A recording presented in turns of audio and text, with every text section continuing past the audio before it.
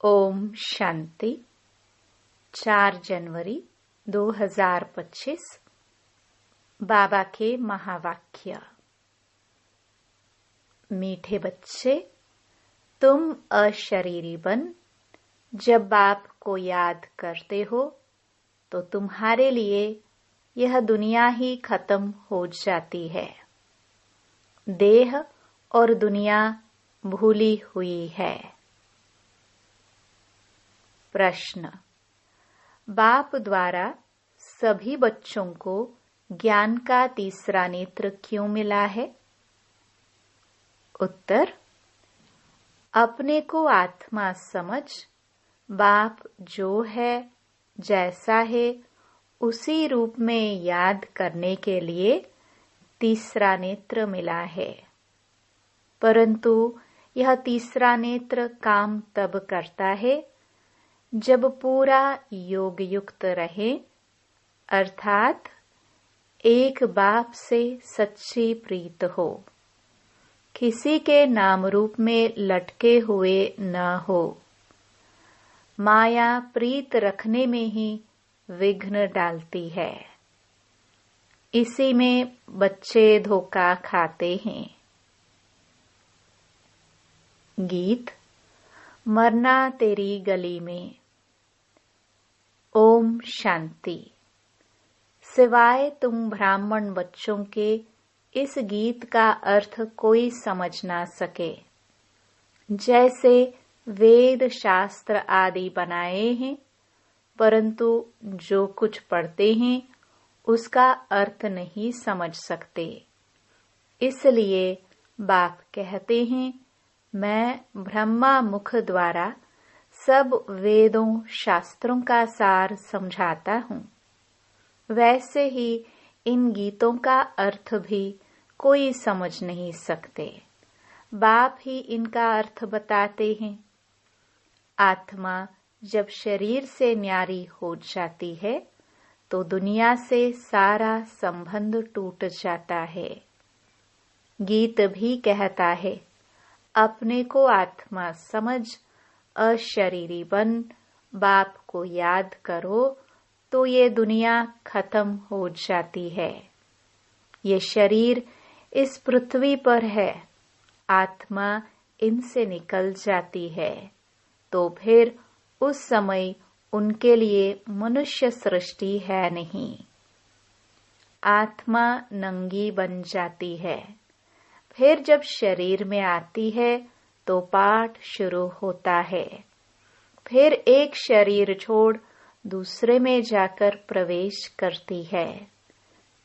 वापस महतत्व में नहीं जाना है, उड़कर दूसरे शरीर में जाती है। यहाँ इस आकाश तत्व में ही उनको पाठ बजाना है। मूल वतन में नहीं जाना है। जब शरीर छोड़ते हैं तो न यह कर्म बंधन न वह कर्म बंधन रहता है। शरीर से ही अलग हो जाते हैं ना। फिर दूसरा शरीर लेते तो वह कर्म बंधन शुरू होता है। यह बातें सिवाय तुम्हारे और कोई मनुष्य नहीं जानते। बाप ने समझाया है, सब बिल्कुल ही बेसमझ हैं, परंतु ऐसे कोई समझते थोड़े हैं। अपने को कितना अक्लमंद समझते हैं, पीस प्राइज देते रहते हैं। यह भी तुम ब्राह्मण कुलभूषण अच्छी रीति समझा सकते हो। वह तो जानते ही नहीं कि पीस किसको कहा जाता है। कोई तो महात्माओं के पास जाते हैं कि मन की शांति कैसे हो। यह तो कहते हैं वर्ल्ड में शांति कैसे हो। ऐसे नहीं कहेंगे कि निराकारी दुनिया में शांति कैसे हो। वह तो है ही शांति धाम। हम आत्माएं शांति धाम में रहती हैं, परंतु यह तो मन की शांति कहते हैं। वह जानते नहीं कि शांति कैसे मिलेगी। शांति धाम तो अपना घर है।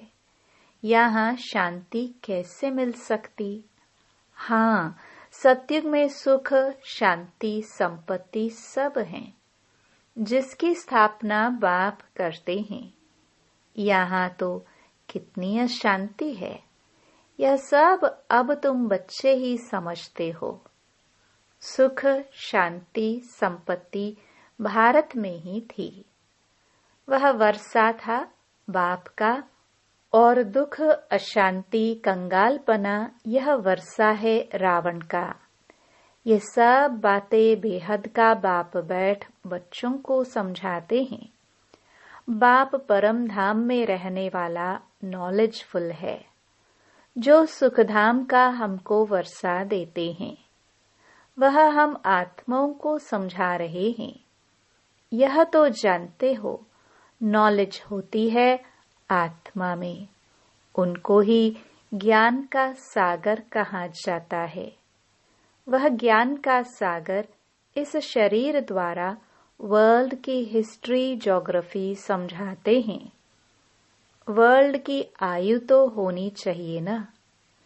वर्ल्ड तो है ही, सिर्फ नई दुनिया और पुरानी दुनिया कहा जाता है। यह भी मनुष्यों को पता नहीं। न्यू वर्ल्ड से ओल्ड वर्ल्ड होने में कितना समय लगता है। तुम बच्चे जानते हो, कलयुग के बाद सतयुग जरूर आना है। इसलिए कलयुग और सतयुग के संगम पर बाप को आना पड़ता है। यह भी तुम जानते हो, परमपिता परमात्मा ब्रह्मा द्वारा नई दुनिया की स्थापना शंकर द्वारा विनाश कराते हैं। त्रिमूर्ति का अर्थ ही यह है, स्थापना, विनाश, पालना। यह तो कॉमन बात है, परंतु यह बातें तुम बच्चे भूल जाते हो। नहीं तो तुमको खुशी बहुत रहे। निरंतर याद रहनी चाहिए, बाबा हमको अब नई दुनिया के लिए लायक बना रहे हैं। तुम भारतवासी ही लायक बनते हो, और कोई नहीं। हाँ, जो और धर्मों में कन्वर्ट हो गए हैं वह आ सकते हैं, फिर इसमें कन्वर्ट हो जाएंगे जैसे उसमें हुए थे। ये सारी नॉलेज तुम्हारी बुद्धि में है। मनुष्यों को समझाना है, यह पुरानी दुनिया अब बदलती है। महाभारत लड़ाई भी जरूर लगनी है। इस समय ही बाबा आकर राजयोग सिखलाते हैं। जो राजयोग सीखते हैं वह नई दुनिया में चले जाएंगे। तुम सबको समझा सकते हो कि ऊंच ते ऊंच है भगवान, फिर ब्रह्मा, विष्णु, शंकर। फिर आओ यहाँ, मुख्य है जगदम्बा, जगत पिता। बाप आते भी यहाँ हैं, ब्रह्मा के तन में। प्रजापिता ब्रह्मा तो यहाँ है ना। ब्रह्मा द्वारा स्थापना सूक्ष्म वतन में तो नहीं होगी ना, यहाँ ही होती है। यह व्यक्त से अव्यक्त बन जाते हैं। यह राजयोग सीख फिर विष्णु के 2 रूप बनते हैं। वर्ल्ड की हिस्ट्री, ज्योग्राफी समझनी चाहिए ना। मनुष्य ही समझेंगे। वर्ल्ड का मालिक ही वर्ल्ड की हिस्ट्री, ज्योग्राफी समझा सकते हैं। वह नॉलेजफुल, पुनर्जन्म रहित है। यह नॉलेज किसकी बुद्धि में नहीं है, परखने की भी बुद्धि चाहिए ना। कुछ बुद्धि में बैठता है या ऐसे ही है, नब्ज देखनी चाहिए। एक अजमल खा नामी ग्रामी वैद्य होकर गया है। कहते हैं देखने से ही उनको बीमारी का पता पड़ जाता था। अब तुम बच्चों को भी समझना चाहिए कि यह लायक है या नहीं। बाप ने बच्चों को ज्ञान का तीसरा नेत्र दिया है, जिससे तुम अपने को आत्मा समझ बाप जो है जैसा है उसको उसी रूप में याद करते हो। परंतु ऐसी बुद्धि उनकी होगी जो पूरा योग युक्त होंगे, जिनकी बाप से प्रीत बुद्धि होगी। सब तो नहीं है ना, एक दो के नाम रूप में लटक पड़ते हैं। बाप कहते हैं प्रीत तो मेरे साथ लगाओ ना। माया ऐसी है जो प्रीत रखने नहीं देती है। माया भी देखती है, हमारा ग्राहक जाता है तो एकदम नाक कान से पकड़ लेती है। फिर जब धोखा खाते हैं तब समझते हैं माया से धोखा खाया। माया जीत जगत जीत बन नहीं सकेंगे, ऊंच पद पा नहीं सकेंगे, इसमें ही मेहनत है। श्रीमत कहती है मामेकम याद करो तो तुम्हारी जो पतित बुद्धि है वह पावन बन जाएगी। परंतु कईयों को बड़ा मुश्किल लगता है। इसमें सब्जेक्ट एक ही है, अलफ और बे। बस दो अक्षर भी याद नहीं कर सकते हैं। बाबा कहे अलफ को याद करो, फिर अपनी देह को, दूसरे की देह को याद करते रहते हैं। बाबा कहते हैं देह को देखते हुए तुम मुझे याद करो। आत्मा को अब तीसरा नेत्र मिला है, मुझे देखने समझने का। उससे काम लो। तुम बच्चे अभी त्रिनेत्री त्रिकालदर्शी बनते हो, परंतु त्रिकालदर्शी भी नंबरवार है। नॉलेज धारण करना कोई को मुश्किल नहीं है। बहुत ही अच्छा समझते हैं, परंतु योग बल कम है। देही अभिमानीपना बहुत कम है। थोड़ी बात में क्रोध गुस्सा आ जाता है, गिरते रहते हैं, उठते हैं, गिरते हैं। आज उठे कल फिर गिर पड़ते हैं। देह अभिमान मुख्य है। फिर और विकार लोभ मोह आदि में फंस पड़ते हैं। देह में भी मोह रहता है ना। माताओं में मोह जास्ती होता है। अब बाप इससे छुड़ाते हैं। तुमको बेहद का बाप मिला है, फिर मोह क्यों रखते हो?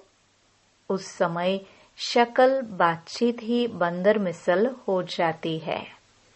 बाप कहते हैं नष्टो मोहा बन जाओ, निरंतर मुझे याद करो। पापों का बोझा सिर पर बहुत है, वह कैसे उतरे? परंतु माया ऐसी है, याद करने नहीं देगी। भल कितना भी माथा मारो, घड़ी घड़ी बुद्धि को उड़ा देती है। कितनी कोशिश करते हैं हम मोस्ट बिलवड बाबा की ही महिमा करते रहें। बाबा बस आपके पास आए कि आए, परंतु फिर भूल जाते हैं, बुद्धि और तरफ चली जाती है। यह नंबर 1 में जाने वाला भी पुरुषार्थी है ना। बच्चों की बुद्धि में यह याद रहना चाहिए कि हम गॉड फादरली स्टूडेंट हैं। गीता में भी हैं भगवान वाच्य, मैं तुमको राजाओं का राजा बनाता हूँ। सिर्फ शिव के बदले श्री कृष्ण का नाम डाल दिया है। वास्तव में शिव बाबा की जयंती सारी दुनिया में मनानी चाहिए। शिव बाबा सबको दुख से लिबरेट कर गाइड बन ले जाते हैं। यह तो सब मानते हैं कि वह लिबरेटर गाइड है। सबका पतित पावन बाप है। सबको शांति धाम सुख धाम में ले जाने वाला है। तो उनकी जयंती क्यों नहीं मनाते हैं? भारतवासी ही नहीं मनाते हैं। इसलिए ही भारत की यह बुरी गति हुई है। मौत भी बुरी गति से होता है। वह तो बॉम्ब्स ऐसे बनाते हैं, गैस निकला और खलास, जैसे क्लोरोफॉर्म लग जाता है। यह भी उन्हों को बनाने ही है। बंद होना इम्पॉसिबल है। जो कल्प पहले हुआ था सो अब रिपीट होगा। इन मुसलों और नेचुरल कैलामिटीज से पुरानी दुनिया का विनाश हुआ था, सो अभी भी होगा। विनाश का समय जब होगा, ड्रामा विनाश जरूर कराएगा। रक्त की नदियां यहाँ बहेंगी। सिविल वॉर में एक दो को मार डालते हैं ना। तुम्हारे में भी थोड़े जानते हैं कि यह दुनिया बदल रही है। अब हम जाते हैं सुखधाम, तो सदैव ज्ञान के अतीन्द्रिय सुख में रहना चाहिए। जितना याद में रहेंगे उतना सुख बढ़ता जाएगा। चीची देह से नष्टो मोहा होते जाएंगे। बाप सिर्फ कहते हैं अलफ को याद करो तो बे बादशाही तुम्हारी है। सेकंड में बादशाही। बादशाह को बच्चा हुआ तो गोया बच्चा बादशाह बनाना। तो बाप कहते हैं मुझे याद करते रहो और चक्र को याद करो तो चक्रवर्ती महाराजा बनेंगे। इसलिए गाया जाता है सेकंड में जीवन मुक्ति, सेकंड में बेगर टू प्रिंस। कितना अच्छा है। तो श्रीमत पर अच्छी रीति चलना चाहिए। कदम कदम पर राय लेनी होती है। बाप समझाते हैं मीठे बच्चे, ट्रस्टी बनकर रहो तो ममत्व मिट जाए। परंतु ट्रस्टी बनना मासी का घर नहीं है।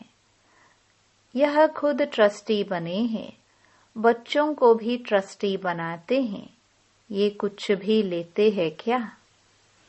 कहते हैं तुम ट्रस्टी हो, संभालो। ट्रस्टी बने तो फिर ममत्व मिट जाता है। कहते भी हैं ईश्वर का सब कुछ दिया हुआ है। फिर कुछ नुकसान पड़ता है या कोई मर जाते हैं तो बीमार हो पड़ते हैं। मिलता है तो खुशी होती है, जबकि कहते हो ईश्वर का दिया हुआ है तो फिर मरने पर रोने की क्या दरकार है। परंतु माया कम नहीं है। मासी का घर थोड़े ही है। इस समय बाप कहते हैं तुमने हमको बुलाया है कि इस पतित दुनिया है, हम नहीं रहना चाहते हैं। हमको पावन दुनिया में ले चलो, साथ ले चलो। परंतु इसका अर्थ भी समझते नहीं। पतित पावन आएगा तो जरूर शरीर खत्म होंगे ना, तब तो आत्माओं को ले जाएंगे। तो ऐसे बाप के साथ प्रीत बुद्धि होनी चाहिए। एक से ही लव रखना है, उनको ही याद करना है। माया के तूफान तो आएंगे। कर्मेंद्रियों से कोई विक्रम नहीं करना चाहिए, वह बेकायदा हो जाता है। बाप कहते हैं मैं आकर इस शरीर का आधार लेता हूँ। यह इनका शरीर है ना। तुमको याद बाप को करना है। तुम जानते हो ब्रह्मा भी बाबा, शिव भी बाबा है। विष्णु और शंकर को बाबा नहीं कहेंगे। शिव है निराकार बाप, प्रजापिता ब्रह्मा है साकारी बाप। अब तुम साकार द्वारा निराकार बाप से वर्षा ले रहे हो। दादा इनमें प्रवेश करते हैं, तब कहते हैं दादे का वर्षा बाप द्वारा हम लेते हैं। दादा ग्रैंडफादर है निराकार, बाप है साकार। यह वंडरफुल नई बातें हैं ना। त्रिमूर्ति दिखाते हैं परंतु समझते नहीं। शिव को उड़ा दिया है। बाप कितनी अच्छी अच्छी बातें समझाते हैं, तो खुशी रहनी चाहिए। हम स्टूडेंट हैं। बाबा हमारा बाप, टीचर, सतगुरु है। अभी तुम वर्ल्ड की हिस्ट्री, ज्योग्राफी बेहद के बाप से सुन रहे हो, फिर औरों को सुनाते हो। यह 5000 वर्ष का चक्र है। कॉलेज के बच्चों को वर्ल्ड की हिस्ट्री, ज्योग्राफी समझानी चाहिए। 84 जन्मों की सीढ़ी क्या है, भारत की चढ़ती कला और उतरती कला कैसे होती है, ये समझाना है। सेकंड में भारत स्वर्ग बन जाता है, फिर 84 जन्मों में भारत नरक बनता है। यह तो बहुत ही सहज समझने की बात है। भारत गोल्डन एज से आयरन एज में कैसे आया है, यह तो भारतवासियों को समझाना चाहिए। टीचर्स को भी समझाना चाहिए। वह है जिस्मानी नॉलेज, यह है रूहानी नॉलेज। वह मनुष्य देते हैं, यह गॉड फादर देते हैं। वह है मनुष्य सृष्टि का बीज रूप, तो उनके पास मनुष्य सृष्टि का ही नॉलेज होगा। अच्छा, मीठे मीठे सिखिलदे बच्चों प्रति माता पिता बाप दादा का याद प्यार और गुड मॉर्निंग। रूहानी बाप की रूहानी बच्चों को नमस्ते। धारणा के लिए मुख्य सार। पहला, इस छीछी देह से पूरा नष्टो मोहाबन ज्ञान के अतीन्द्रिय सुख में रहना है। बुद्धि में रहे, अब यह दुनिया बदल रही है, हम जाते हैं अपने सुखधाम। दूसरा, ट्रस्टी बनकर सब कुछ संभालते हुए अपना ममत्व मिटा देना है।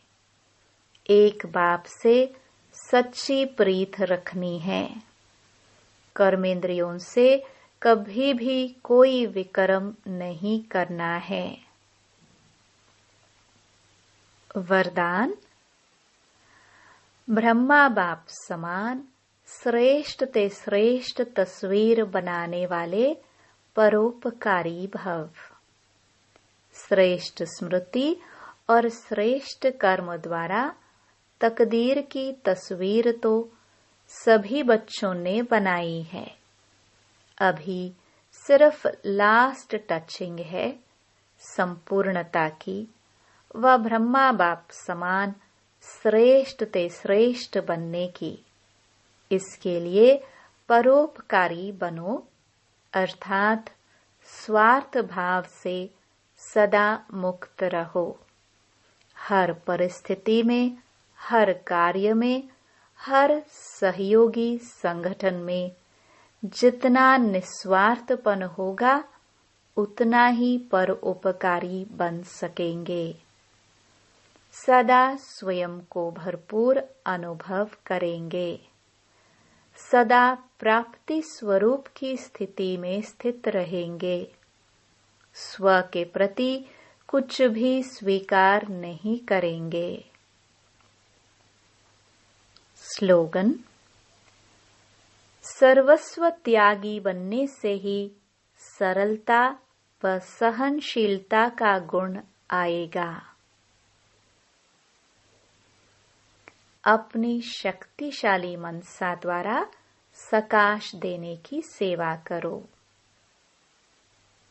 ये सकाश देने की सेवा निरंतर कर सकते हो। इसमें तबीयत व समय की बात नहीं। दिन रात इस बेहद की सेवा में लग सकते हो। जैसे ब्रह्मा बाप को देखा, रात को भी आंख खुली और बेहद की सकाश देने की सेवा होती रही। ऐसे फॉलो फादर करो। जब आप बच्चे बेहद को सकाश देंगे तो नजदीक वाले ऑटोमेटिक सकाश लेते रहेंगे। इस बेहद की सकाश देने से वायुमंडल ऑटोमेटिक बनेगा। ओम शांति।